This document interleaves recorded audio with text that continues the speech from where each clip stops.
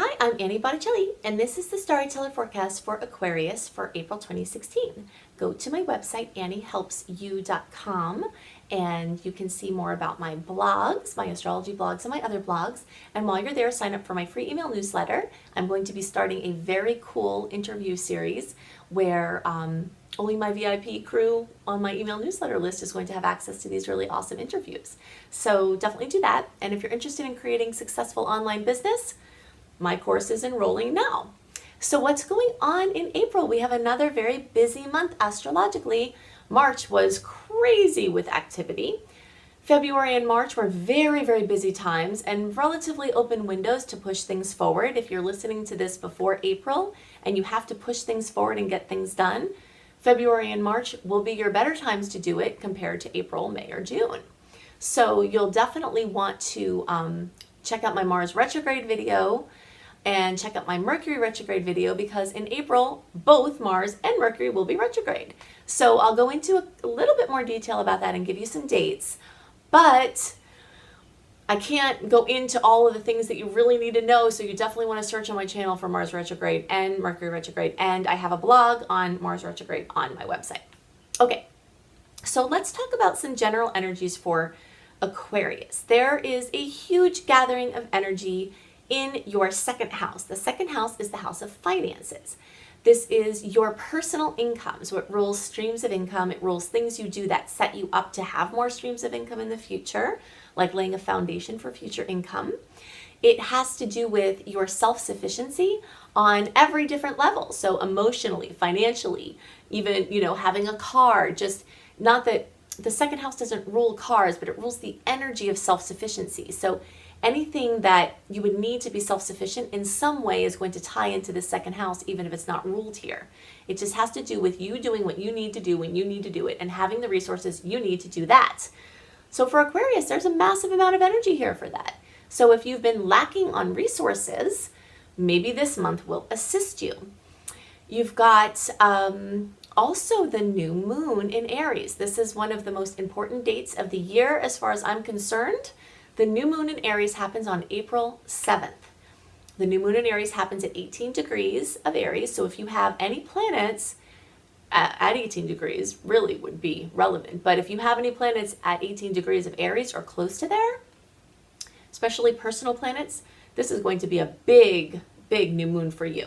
The reason why it's so important is because this is the beginning of the astrological calendar when the sun moves into Aries, which was around March 20th or 21st. So the new moon that occurs just after the sun moves into Aries is the new moon in Aries, and this is the most ideal planting seed time possible.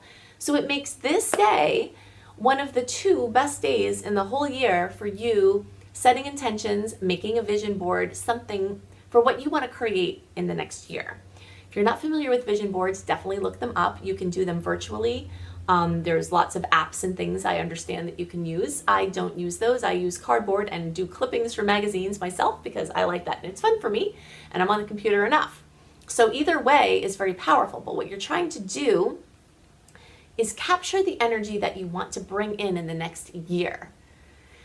What pictures, what phrases, what other things that you could clip out and look at embody the energies you want to bring in more of. Is it organization? Is it travel? Is it freedom? Is it money? Is it love?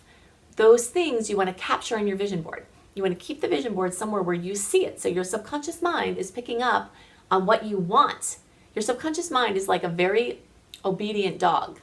I have dogs and they're not always obedient, but your mind is very obedient. And it does what you tell it to do. So if you're telling it through suggestion that you want these essences to come in more in your experience, then your mind says, oh, I'm going to do that. I'm going to help create that. That's part of the power in a very simplistic form of why vision boards work. The other thing about them is that they help you feel like you would feel if the things that you want already came true. And that is the most important aspect of manifesting. So April 7th is your day to do this. So you also can make 10 new moon wishes all around things Aries.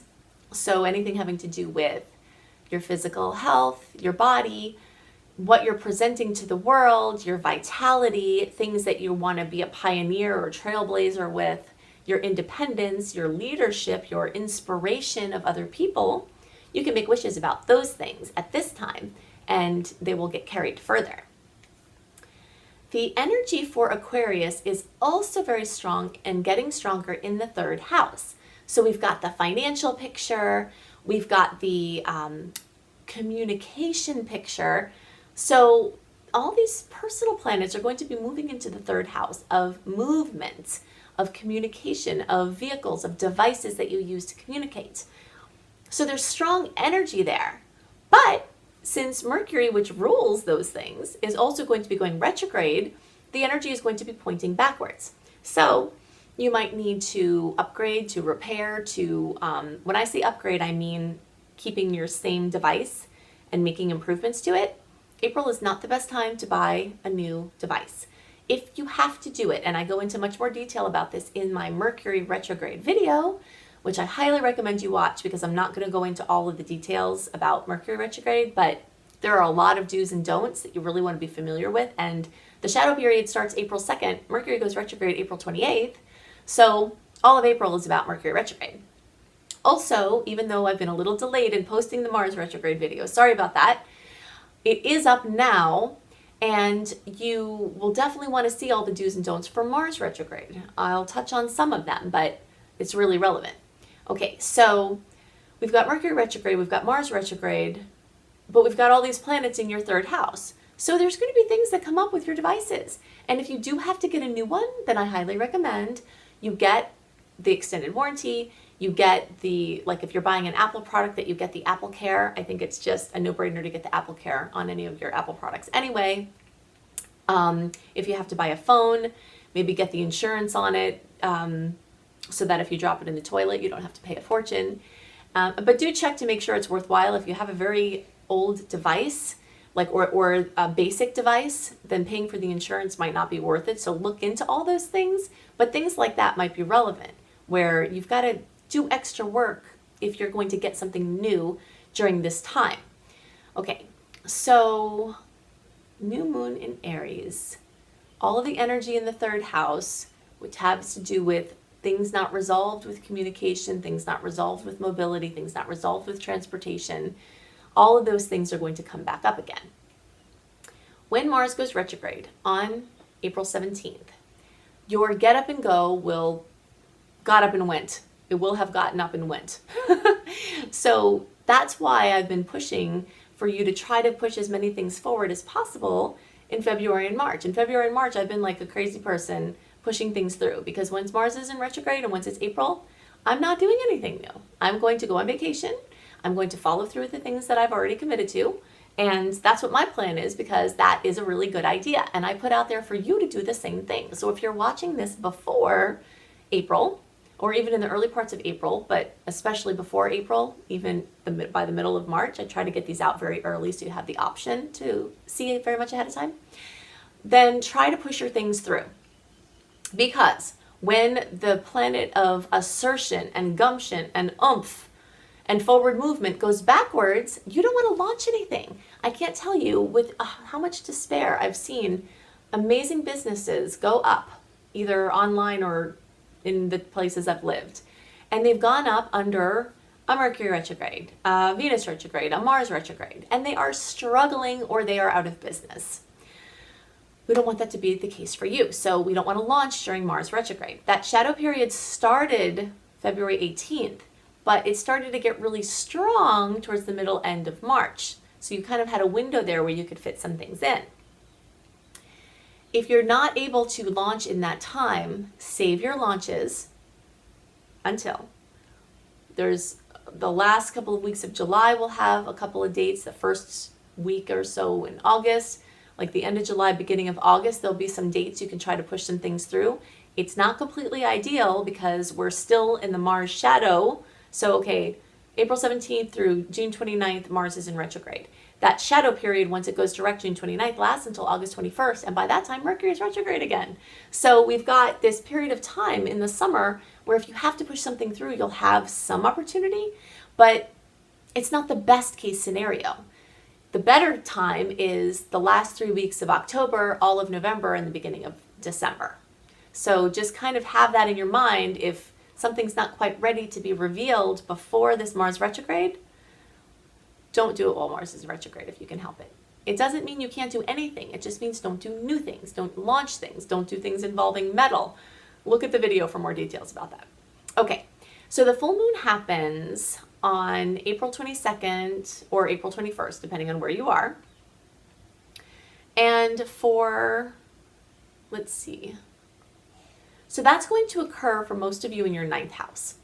The ninth house rules was going to be in the sign of Scorpio. So there's going to be fullness, completion, possibly drama, possibly happy things coming to fruition with the energy of Scorpio. But there's also going to be a flavor of Sagittarius to it. So things involving Scorpio that could come to fullness, completion, fruition, drama, something coming to a head. Things involving other people's money, inheritances, spousal money, debt, credit, mysteries or research projects, investigations, psychological things, or that's all Scorpio. Or in the Sag realms, we've got publishing, broadcasting, writing, speaking, teaching. There's also international business, long distance travel, different countries, different cultures, anything having to do with religion or spirituality or theology or philosophy, the bigger topics, you know. All of those are Sag related things. So you might find that your fullness or something you're coming to completion, fruition, or possibly drama comes there. Maybe you're needed at your church more at that time. There's something that goes on. Maybe you're needed at school more, you know, something related to education or something like that. At that same time of the full moon, Venus is going to be conjunct Uranus. When this happens, it brings surprises with love and beauty and money. It can also bring recklessness and impulsiveness. This is not a time for that because we know that Mars is already retrograde. We know that Mercury is about to be retrograde. So we don't want to drop a bundle of money unless you have it to spare and you're getting an awesome deal on something. Then that's fine. You don't want to make a reckless romantic decision because the outcomes will likely not be what you want. And there could be some karma associated with that lasts longer than you want it to. So the energy is going to be really strong for not being careful. That's why I'm pointing out to be extra careful around that time so that hopefully you can head off any potential challenges. So then April 28th, Mercury officially goes retrograde. I often get asked the question, can I travel when Mercury is in retrograde? The answer is yes. Mercury retrograde travel can be quite lovely. But you have to have flexibility. You have to anticipate and be prepared for and have backup plans when things change. So for instance, when I was driving across the country, I've done that a lot, but this particular time I was moving across the country and I thought the trip was going to take 4 days. And the trip took 12 days. And it was a very long, drawn out series of events that occurred when that happened.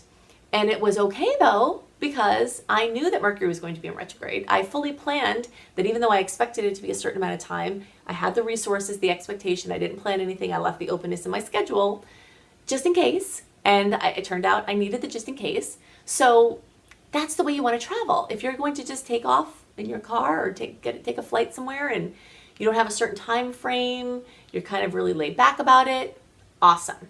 If you have to have everything planned to the exact minute, and you only have this 1 week of vacation a year and you're trying to do it right now, you can do it, but things are likely going to change. Other things I've seen, and maybe you won't have this happen in the month of April or May, but someone was supposed to come home, there was a snowstorm, closed the airport for 3 days. They weren't going anywhere. Mercury was in retrograde. Their plan that they made changed. Or something comes up and you can't use your tickets, but you didn't get non-refundable, or you didn't get refundable tickets because you didn't listen to my good advice, and now you're stuck. So you want to be flexible. You want to allow for the fact that you're probably going to change your plans. And this goes with any other events. I myself avoid planning events when Mercury is in retrograde because the odds that they're going to change or the people coming to them are going to have problems getting there and not be able to follow through, all of that's increased. So it doesn't mean you stop doing things. It just means You don't want to put high stakes, highly scheduled, meticulously planned out things in that period of time because it's more likely going to be more stressful.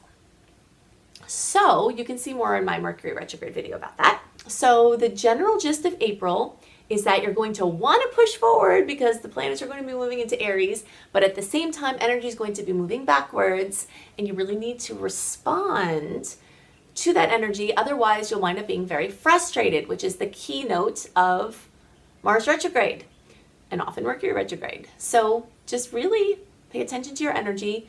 And the best advice for Mars retrograde is only do what has to be done, and even rethink what has to be done. Look at your list of what has to be done and then take things off of it, and then get it pared down. And then when things aren't working out with some things on that list, breathe and either let them go or go back in a meditative state and do what you have to do so that you can avoid the negative implications of this time, because it can be comfortably productive if you use the energy right.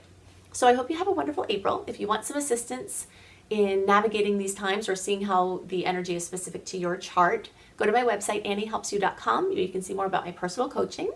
Also, definitely sign up for my free email newsletter. And if you want to bring your business online, or if you have a business online but it's not very successful and you want it to be, then check out my business or check out my business class, Creating Successful Online Business, on my website, anniehelpsyou.com. I hope you have a wonderful month. I'll see you next month. Bye.